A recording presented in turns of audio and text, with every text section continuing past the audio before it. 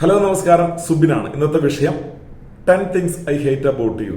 ഇതേ പേരിൽ വിഖ്യാതമായ ഒരു ഇംഗ്ലീഷ് സിനിമയുണ്ട്. 1999 പുറത്തിറങ്ങിയ അടിപൊളി ഒരു ഇംഗ്ലീഷ് മൂവിയാണ്.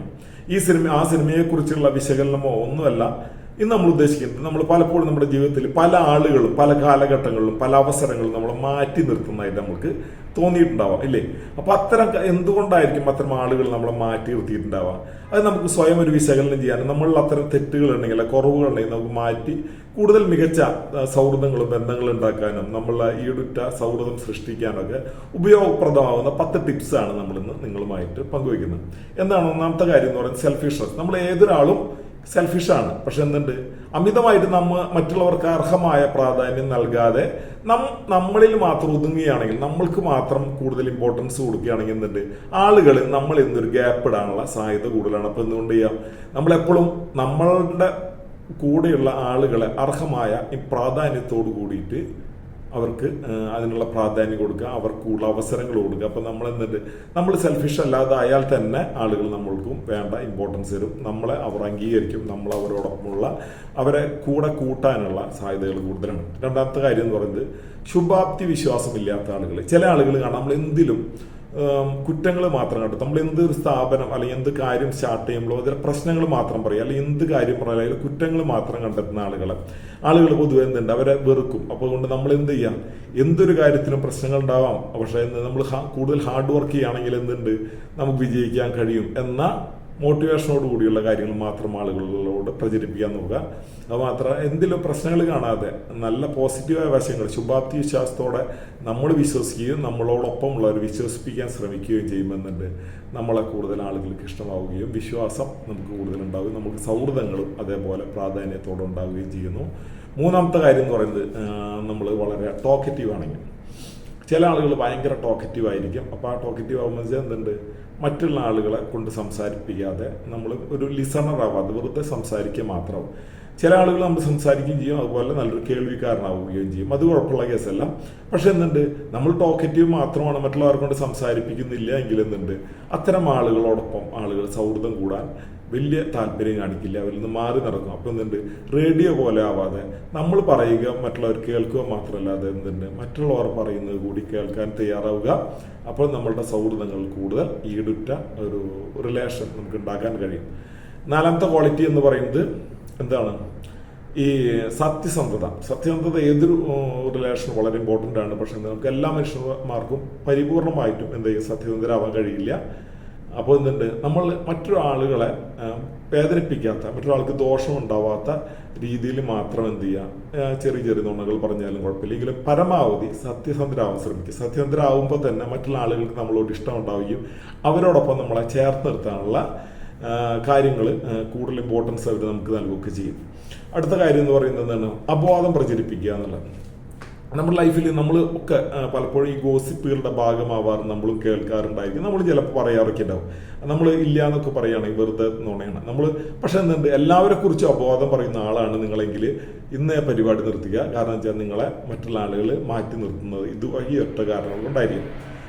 നമ്മൾക്ക് ഏറ്റവും വിഷമമുള്ള ആളുകളെ കുറിച്ചൊക്കെ നമ്മൾ ആരോടെങ്കിലൊക്കെ 1-2 ആളോടൊക്കെ പറയുന്നുണ്ടായിരിക്കും. പക്ഷെ മറ്റുള്ളവരോടൊക്കെ സ്ഥിരമായി പറയുമ്പോൾ കേൾക്കുന്ന ആളുകളും ബുദ്ധിയുള്ള ആളുകളാണ്. അവർ മനസ്സിലാക്കുന്നുണ്ട്, ഇവൻ നമ്മളോട് അവനില്ലാത്തപ്പോൾ അവനെ കുറിച്ച് നമ്മളോട് പറഞ്ഞിട്ടുണ്ടെങ്കിൽ നമ്മളില്ലാത്ത നേരത്തെ മറ്റുള്ളവരോടും നമ്മളെക്കുറിച്ച് കുറ്റം പറയുന്നുണ്ടാകാം എന്ന് വിശ്വസിക്കും. മനസ്സിലായി? അപ്പോൾ അതുകൊണ്ട് എന്തുണ്ട്, നമ്മൾ അപവാദങ്ങളിൽ നിന്ന് മാക്സിമം അകന്ന് നിൽക്കുക. പറയുന്നുണ്ടെങ്കിൽ തന്നെ 1-2 വ്യക്തികളോട് പറഞ്ഞ് അവസാനിപ്പിക്കാൻ ശ്രമിക്കുക എന്നതാണ്. അടുത്ത ക്വാളിറ്റി എന്ന് പറയുന്നത് വിശ്വസിക്കാൻ കൊള്ളാത്തവർ. ഇപ്പം നമ്മൾ ചില ആളുകൾ വലിയ വാക്കുകളൊക്കെ പറയും, നമുക്കത് ചെയ്യാം, ഞാനത് ചെയ്തുതരാം എന്നൊക്കെ വലിയ വാക്കുകളും വാഗ്ദാനങ്ങളൊക്കെ നൽകും. പക്ഷെ എന്തുണ്ട്, അവർ ആ സമയം എന്തെങ്കിലും എക്സ്ക്യൂസ് പറഞ്ഞ് ഒഴിഞ്ഞു മാറും. അപ്പം അത്തരം ആളുകളെയും ആളുകൾ എന്ത് ചെയ്യാം, സൗഹൃദങ്ങളിൽ കൂട്ടുകൂടില്ല. വിശ്വാസം ഇപ്പം നമുക്ക് പറ്റില്ല, എനിക്ക് ചെയ്തുതരാൻ കഴിയില്ല, അല്ലെങ്കിൽ എനിക്ക് ചെയ്യാൻ പറ്റില്ല എന്ന് പറയുമ്പോൾ ആ നേരത്തെ ഒരു ചെറിയ വിഷമമൊക്കെ ഉണ്ടായി എന്ന് വരെ കേൾക്കുന്ന ആൾക്ക്. പക്ഷെ ആ ചെറിയ വിഷമത്തിലേക്കും ആ റിലേഷൻ വലിയ കാര്യമായ കോട്ടങ്ങളില്ലാതെ മുന്നോട്ട് പോകും. ചെയ്തു കൊടുക്കാവുന്ന കാര്യങ്ങൾ മാത്രം എന്ത് ചെയ്യുക, വാക്ക് പറയാം. അപ്പം നമുക്ക് എന്തുണ്ട്, ആ റിലേഷൻ കൂടുതൽ ഇമ്പോർട്ടൻസോട് കൂടി തന്നെ മുന്നോട്ട് പോകാൻ സാധിക്കും. അടുത്തൊരു ക്വാളിറ്റി എന്ന് പറയുന്നത് നേത്ര സമ്പർക്കം പുലർത്തുക എന്നുള്ളതാണ്. ഇപ്പോൾ ചില ആളുകൾ ഇപ്പോൾ നമ്മൾ സംസാരിക്കുമ്പോഴൊക്കെ മുഖത്ത് നോക്കി സംസാരിക്കില്ല, അത് കണ്ണുകളിലേക്ക് നോക്കി സംസാരിക്കുമ്പോഴാണ് ഏറ്റവും നല്ല റിലേഷൻഷിപ്പ് ഉണ്ടാകുന്നത്. ഒരാൾ മറ്റു കൂടെ നമ്മളോട് സംസാരിക്കുന്ന ആളും ഏറ്റവും കൂടുതൽ ആഗ്രഹിക്കുന്നത് അവരെ കണ്ണിലേക്ക് നോക്കി സംസാരിക്കുമ്പോഴായിരിക്കും. അപ്പോൾ പല ആളുകളും അങ്ങനെ മുഖത്തേക്ക് നോക്കില്ല, അവിടേക്ക് നോക്കി സംസാരിക്കും. ഇത് കേൾക്കുന്ന ആളുകൾക്ക് അല്ലെങ്കിൽ നമ്മളോടൊപ്പം സംസാരിക്കുന്ന ആളുകൾക്ക് നമ്മളോട് ഒരു നീരസം തോന്നാനുള്ള സാധ്യതയുണ്ട്. കാരണം അവർ സംസാരിക്കുന്ന നമുക്ക് ബോറടിക്കുന്നത് കൊണ്ടാണ് നമ്മൾ അങ്ങോട്ടും ഇങ്ങോട്ടും നോക്കുന്നത്, അല്ലെങ്കിൽ നമ്മളൊരു ആൾ ശരിയല്ല, വിശ്വസിക്കാൻ കൊള്ളാത്തവനാണ്, അതുകൊണ്ടാണ് അങ്ങോട്ടും ഇങ്ങോട്ടും നോക്കുന്നത് എന്നൊക്കെ ഒരു ധാരണ ആളുകൾക്ക് ഉണ്ടാക്കി നമ്മൾ ഇന്ന് അകന്ന് കിടക്കാൻ ഒരു കാരണം ഉണ്ടാവുകയും ചെയ്യുന്നു. അതുപോലെ അടുത്തൊരു ശ്രദ്ധിക്കേണ്ട ഒരു കാര്യം തന്നെ സ്വയം പുകഴ്ത്തൽ എന്ന് പറയുന്നത്. ചില ആളുകൾ ഞാൻ ഭയങ്കര സംഭവമാണ്, ഞാൻ അങ്ങനെയാണ് ഇങ്ങനെയാണ്, സ്വയം മാത്രം പുകഴ്ത്തിക്കൊണ്ടിരിക്കും, മറ്റുള്ള ആളുകളെ കുറിച്ച് ഇമ്പോർട്ടൻസ് കൊടുക്കില്ല. ഞാൻ സ്വയം പുകഴ്ത്തൽ എന്ന് പറയുന്നത് ആളുകൾക്ക് ഭയങ്കര വെറുപ്പും ഇറിറ്റേഷൻ ഉണ്ടാവും. അപ്പോൾ അത്തരം ഹാബിറ്റ്സ് നിങ്ങൾക്കുണ്ടെങ്കിൽ എത്രയും വേഗം അത് ഒഴിവാക്കുക. കാരണം അതും ആളുകളെ നിങ്ങളിൽ നിന്ന് അകറ്റി നിർത്താൻ പ്രേരിപ്പിക്കുന്ന ഒരു കാര്യമാണ്. അടുത്ത ഒരു ക്വാളിറ്റി എന്ന് പറയുന്നത് സ്വയം സഹതാപം പറയല്. മറ്റേ നേരെ ഓപ്പോസിറ്റാണ് സ്വയം സഹതാപം. ഇപ്പൊ ചില ആളുകൾ എന്തിനും നമ്മളോട് ദാരിദ്ര്യം പറയാം, നമ്മുടെ ഇല്ലായ്മ, അവരെ ഇല്ലായ്മകൾ പറയാം, എപ്പോഴും അങ്ങനെ പറഞ്ഞുകൊണ്ട് നമ്മൾ എന്ത് ചെയ്യും, നമ്മളിൽ നിന്ന് എന്തെങ്കിലും നേടുന്നതിന് വേണ്ടിയായിരിക്കാം. പക്ഷെ എന്നിട്ട് ഇത് എപ്പോഴും ആളുകൾക്ക് നമ്മളോടൊപ്പമുള്ള അല്ലെങ്കിൽ അവരോടൊപ്പമുള്ള സുഹൃത്തുക്കൾക്ക് ഇഷ്ടപ്പെടുകയില്ല. അപ്പം അങ്ങനത്തെ ഒരു ക്വാളിറ്റിയാണ് നിങ്ങൾക്ക് ഉള്ളതെങ്കിൽ ആ ഒരു ക്വാളിറ്റി അല്ല അത് ഒഴിവാക്കേണ്ട ഒരു സ്വഭാവമാണ്. അപ്പം നമ്മൾ എന്ത് ചെയ്യുക, മറ്റുള്ളവരോട് എപ്പോഴും സഹതാപം പറയുന്ന ഒരു ഗുണം അല്ലെങ്കിൽ ആ ഒരു സ്വഭാവം നിങ്ങൾക്കുണ്ടെങ്കിൽ അത് നിങ്ങൾ എത്രയും വേഗം ഒഴിവാക്കുക. നിങ്ങളെ അത് മറ്റുള്ളവരിൽ അകറ്റി നിർത്താൻ മാത്രമേ സഹായിക്കുകയുള്ളൂ. അടുത്ത ഒരു സ്വഭാവ പ്രത്യേകത എന്ന് പറയുന്നത് ഇതൊരു കുഴപ്പമാണോ എന്ന് ചോദിച്ചാൽ കുഴപ്പമാണ്, അല്ലെങ്കിൽ അല്ല എന്ന് ചോദിച്ചാൽ അല്ല. അങ്ങനെ വലിയ പ്രശ്നമുള്ളൊരു സ്വഭാവമൊന്നുമല്ല.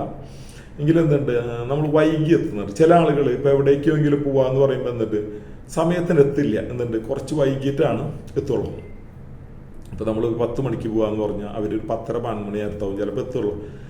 അപ്പോൾ അത്തരം ആളുകൾക്ക് ഇപ്പോൾ കച്ചവടത്തിലാണെങ്കിലും അല്ലെങ്കിൽ എന്തിലാണെങ്കിലും ഏത് റിലേഷനിലാണെങ്കിലും അത്തരം ആളുകൾക്ക് ഒരു വെറുപ്പുണ്ടാവും, വലിയ താല്പര്യം ഉണ്ടാവില്ല. അപ്പോൾ അതുകൊണ്ട് എന്ത് ചെയ്യുക, നമ്മൾ സമയം പറയുകയാണെങ്കിൽ 10 മണിക്ക് എത്താന്ന് പറയുമ്പോൾ കറക്റ്റ് 10 മണിക്ക് എത്താൻ പറ്റുമെങ്കിൽ 5 മിനിറ്റോ 10 മിനിറ്റോ മുന്നെത്താൻ ശ്രമിക്കുക എന്നുള്ളതാണ്. നമ്മൾ വാക്ക് പാലിക്കാൻ കഴിയാത്ത ആളുകൾക്ക് എന്തുണ്ട്, വൈകി എത്തുന്ന ആളുകളോടൊക്കെ ആളുകൾക്കൊരു അകൽച്ച ഉണ്ടാവും. അപ്പം അതുകൊണ്ട് എപ്പോഴും സമയത്ത് എത്താൻ വേണ്ടി ശ്രമിക്കുക എന്നുള്ളതാണ് വളരെ ഇമ്പോർട്ടൻ്റ് ആയിട്ടുള്ള കാര്യം. ഈ 10 ഗുണങ്ങൾ നിങ്ങൾക്ക് ഇഷ്ടമാവുകയാണെങ്കിൽ, ഈ വീഡിയോ നിങ്ങൾക്ക് ഇഷ്ടമാവുകയാണെങ്കിൽ എന്ത് ചെയ്യുക, ലൈക്ക് ചെയ്യുക, ഷെയർ ചെയ്യുക, സബ്സ്ക്രൈബ് ചെയ്യുക. ഇന്ന് ഇവിടെ വാങ്ങുന്നു. അടുത്ത ദിവസം മറ്റൊരു വീഡിയോയുമായി വീണ്ടും കാണാം. നിങ്ങളുടെ സ്വന്തം സുബിൻ പുഷ്പാകരൻ. Thank you.